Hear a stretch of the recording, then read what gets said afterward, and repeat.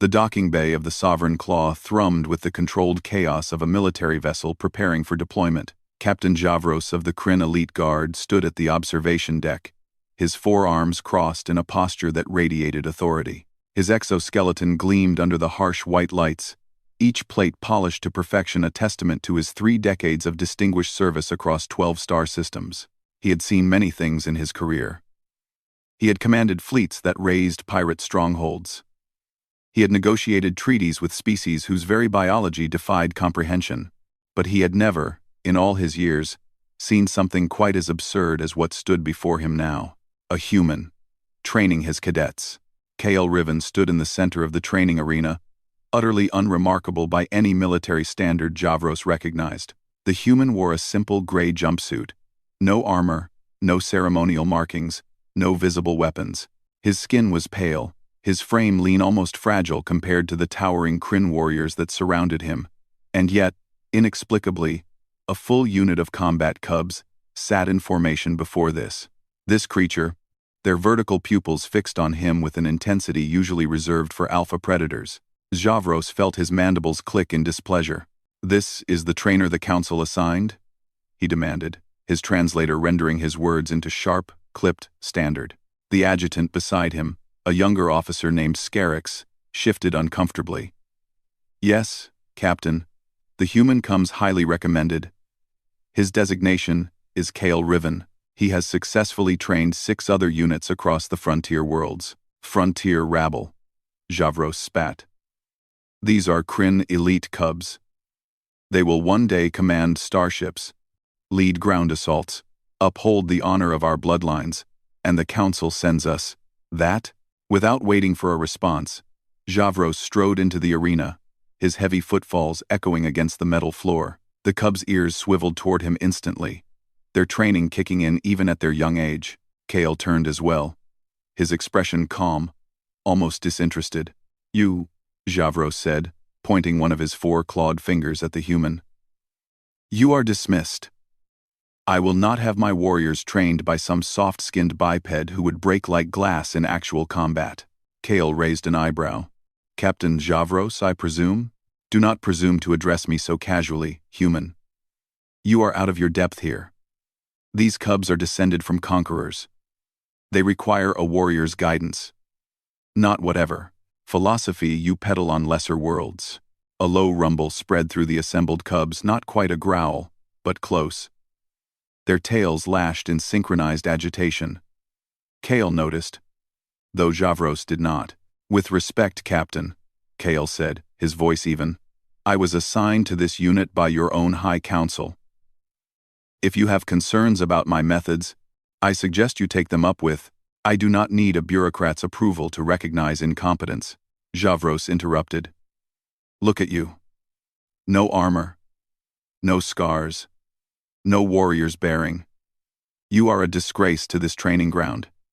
Leave now, before I have you removed by force." The rumbling from the cubs grew louder. One of them, a small female named Tyrek with distinctive silver-tipped fur, rose to her feet.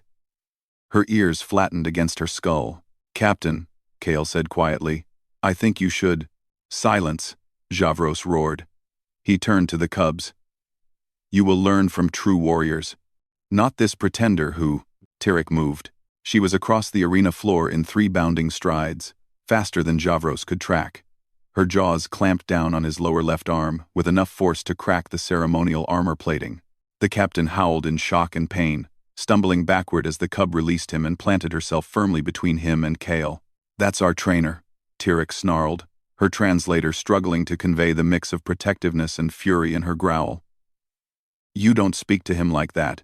The other cubs rose as one, forming a defensive semicircle around KL.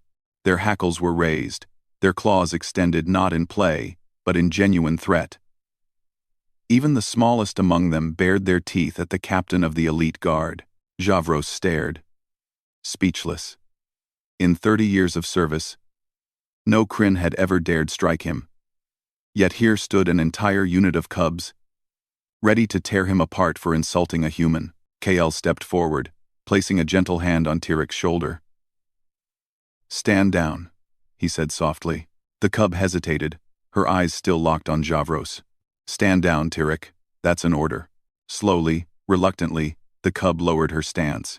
The others followed suit, though their gazes remained fixed on the captain with unmistakable challenge. Kale looked at Javros, and for the first time, the captain saw something in those human eyes that made him reconsider his initial assessment. Not fear, not weakness, but something ancient and patient, and utterly unshakable.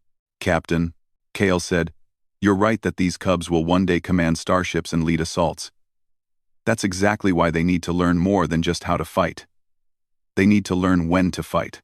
They need to understand loyalty, discipline, and the difference between strength and brutality."